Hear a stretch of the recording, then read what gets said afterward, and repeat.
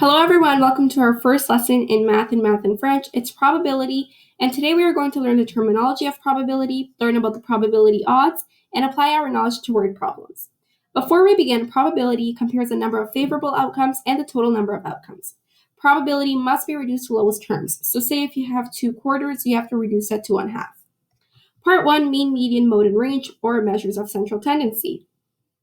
Mean is the average of values. You have to add up all the numbers of a set and divide the sum by however many numbers there are in the set. So if you have 2, 3, 6, 9, and 5, you add them all up to get 25, divided by 5, and you get 5 as the mean value. Median is the middle value. Put all the numbers in order from least to greatest, and if the set is odd, the median is exactly in the middle. If the set is even, add the 2 middle numbers and divide by 2, finding the mean. So in this example here, we have a set with 2, 3, 5, 6, and 9. 5 is the middle number once we put them from least to greatest, so the median is 5.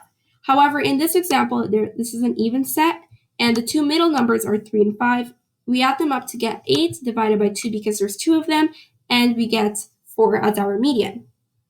Mode is the value that appears the most in a set, and there can also be more than one mode in a set.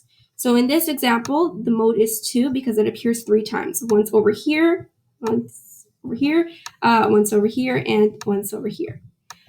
Another example shows us that we can have 2 modes. So in this set, the mode is 1 and 2 because they both appear 3 times. The 2 could be found here, right here, and there are 2 ones over here, and the final one over here at the end. Range is the difference between the lowest and greatest values. So subtract the greatest value by the lowest value. 2, 3, 5, 6, and 9. 9 being the greatest value, 2 being the lowest value. 9 minus 2 is 7, therefore the range is 7. Part 2a, possible outcomes equally likely. Possible outcomes are all possible results in an experiment. For example, when you're tossing a coin, a possible outcome could be heads or tails. In this spinner, possible outcome is red because it has a 50% chance of landing on. Equally likely are the equal chances occurring in an experiment. So for example, in this spinner, it's equally likely because each spinner occurs and they each have an equal portion of space in the spinner. Tree diagram. So that's a diagram that helps to see all the possible outcomes of an event. For example, when you're told to toss a quarter and spin each spinner, and you're asked how many possible outcomes will there be, you can make this tree diagram to visually see how many possible outcomes there will be. So for example, assuming that these letters on the spinner represent colors, you could get heads red 1 and 2, heads green 1 and 2, heads blue 1 and 2, heads yellow 1 and 2. Or you could get tails red 1 and 2, tails green 1 and 2, tails blue 1 and 2, and tails yellow 1 and 2. Therefore, there are 16 possible outcomes. Listing helps you see all the possible outcomes as well. For example, roll 2 dice and list the possible outcomes. You could get 1, 1, 1, 2, 1, 3, 1, 4, 1, 5, 1, 6, and same thing with 2s, 3s, 4s, 5s, and like 6, 1, 6, 2, 6, 3, and so forth.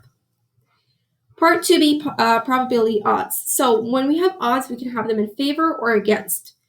Odds, for example, if they're in favor, compare the number of favorable outcomes to the number of unfavorable outcomes, and if they're against, they compare the number of unfavorable outcomes to the number of favorable outcomes.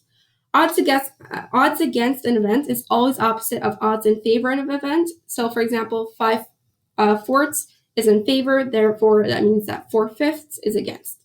Odds must have a numerator and a denominator, which add up to the total number of possible outcomes. So, for example, 5 fourths. If you add them up, 5 plus 4, you get 9. That tells us that 9 is the total number of possible outcomes. Part 3, word problems. So, one soccer team has won 14 and tied 4 out of 20 games. What is the chance of losing their next game? So, it's really helpful to underline the title and perhaps highlight the key stuff or key details in your word problem. So that here we're told that there are 14 wins for this soccer team and 4 ties. So that means 18 out of 20 games are played. However, that could also mean that 18 out of 20 games are won, because when you're tying, you're not losing technically, you're still winning. So let's say 18 out of 20 games are won. We have to reduce that. So 18 divided by 2, 20 divided by 2, and you get 9 out of 10, so that's 1. And how many they lost? Well, if they played 18 out of 20 games, they still have 2 games left. And let's assume that they lose both games. So 2 out of 20 would be lost. Reduce that. So 2 divided by 2, 20 divided by 2, and you get 1 over 10. Therefore, the probability of them losing their next game is 1 out of 10, or 1 over 10. What is the chance of them winning their next 3 games? So that's pretty easy to calculate. You just take 1/3, because their next 3 games, let's say if they play, it's going to be 1 out of 3. So 1/3 times 1/3 times 1/3 equals 1 over 27. Therefore, the probability of them winning their next 3 games is 1 over 27.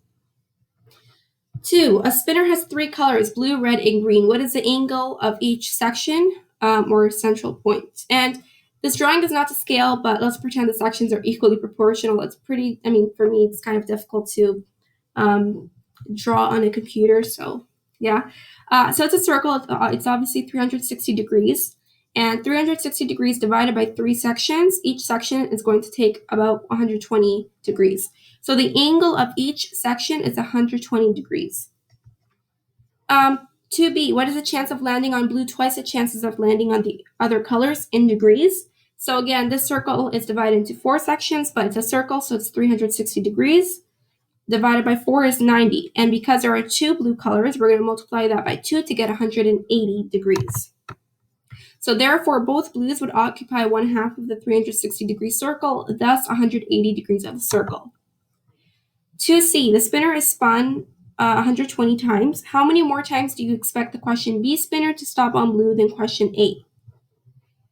And so basically question A, or 2a, is this spinner. And we would take 180 degrees minus 120 degrees divided by 2 to get 30. So question B would be 2/4, because there are 2 blues out of the 4 sections, times 120 degrees over 1, or 2/4 times 120, and you get 240 over 4.